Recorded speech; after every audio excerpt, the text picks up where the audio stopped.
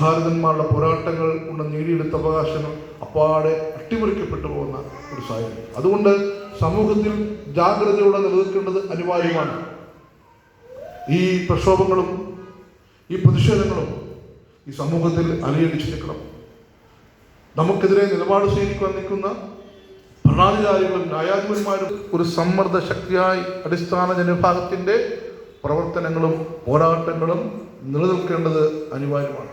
അതുകൊണ്ട് നമുക്കെതിരായി നിലപാടുകൾ വരുമ്പോൾ മാത്രമല്ല പ്രതിഷേധിക്കേണ്ടത്, നിലപാടുകൾ വരാതിരിക്കുവാനുള്ള ജാഗ്രതയും കരുതലുമായി സമൂഹത്തിൽ പ്രവർത്തകർ, നേതാക്കന്മാർ അവിടെ കർമ്മശേഷിയും പ്രവർത്തനവും സമ്പത്തും സമയവും നഷ്ടപ്പെടുത്തിക്കൊണ്ട് കെട്ടിപ്പടുത്ത ഒരു മുദ്രാവാക്യങ്ങളും സാഹിത്യമാക്കുവാൻ നമുക്ക് കഴിയണം.